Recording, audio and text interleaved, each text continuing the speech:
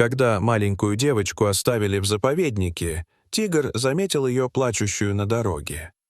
Этот страшный большой хищник посмотрел прямо в глаза маленькой девочки и, издав свирепый рык, бросается к ней. То, что происходит дальше, просто невероятно. Ранним утром в джунглях Кхао-Сок, когда солнце только начинало пробиваться сквозь густые кроны деревьев, огромный тигр по имени Раджа медленно бродил по знакомым тропам.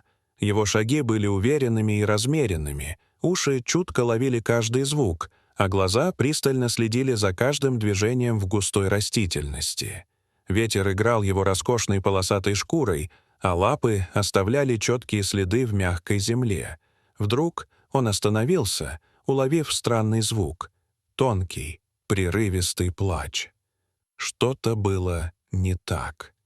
На глинистой дороге посреди листвы и влажной земли сидела маленькая девочка.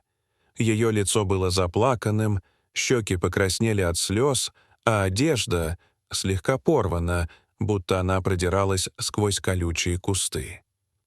Девочке было не больше 4 лет. Она дрожала от страха и холода. Раджа уставился на нее. Он зарычал, демонстрируя свои могучие клыки. Девочке некуда было бежать. Казалось, это конец. Но внезапно тигр издал еще один рык и стремительно бросился вперед, перепрыгнув прямо через нее.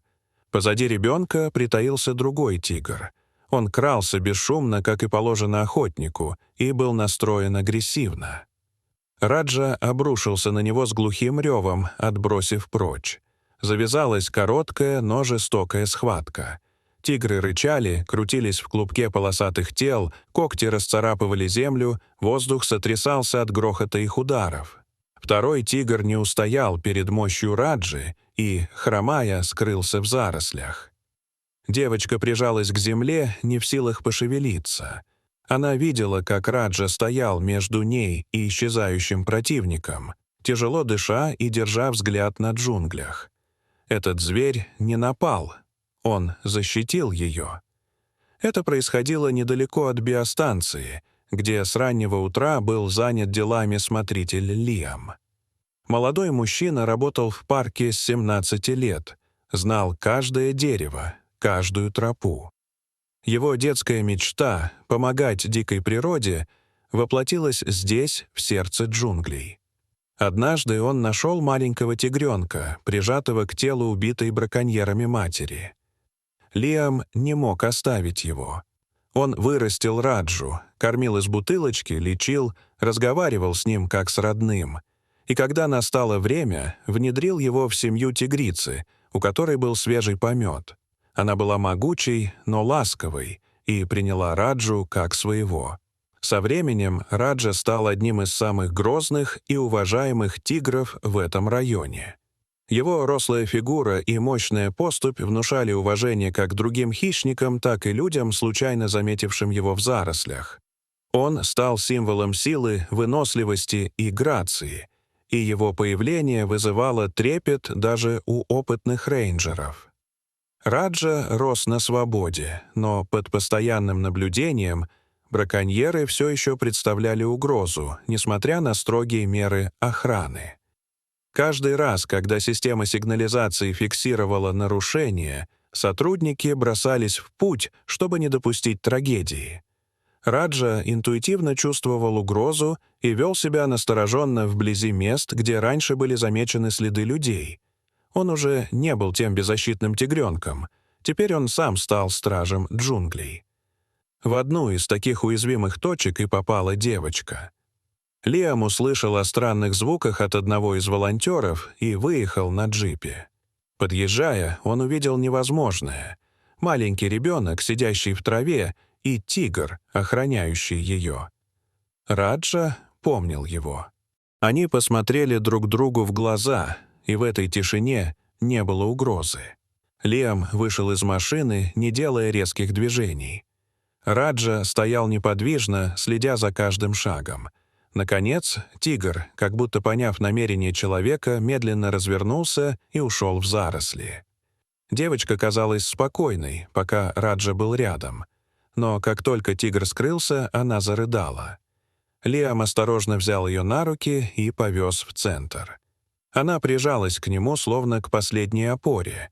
В пути он говорил с ней, но она отвечала только одним — «Алиса». Это было ее имя. Позже Лиам проверил записи с камер. Он увидел старую машину, которая остановилась за границей заповедника. Из нее вышли мужчина и молодая женщина. Женщина держала девочку на руках. Она осмотрелась, пролезла через забор и оставила ребенка на тропе. Перед уходом она поцеловала ее в лоб. Это был жест отчаяния. Власти начали искать родственников Алисы.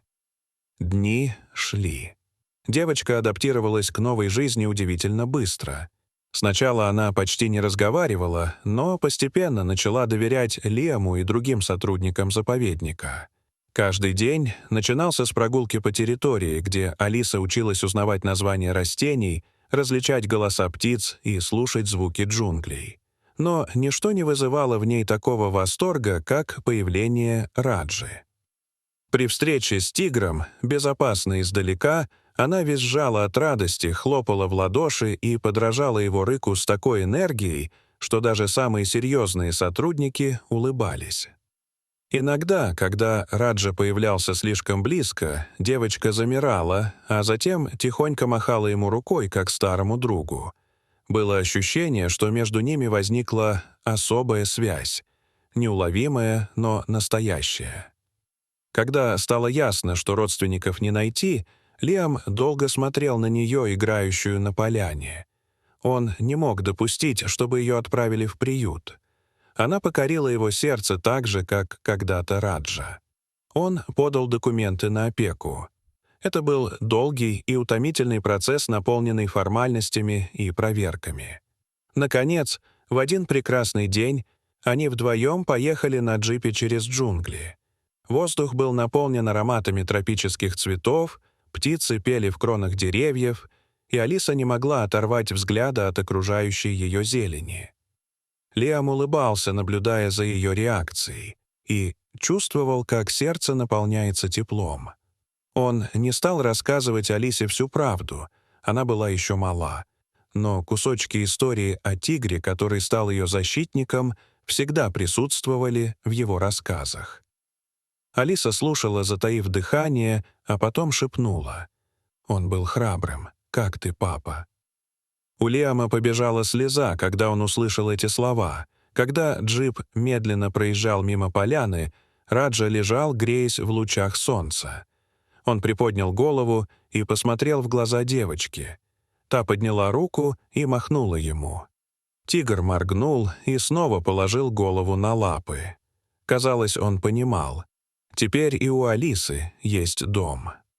Когда девочка подрастет, Лиам обязательно расскажет ей всю историю о том, как однажды в джунглях тигр спас ее жизнь и как сердце одного человека оказалось достаточно большим, чтобы принять и вырастить и зверя, и ребенка. Дорогие зрители, что бы вы сделали на месте Лиама?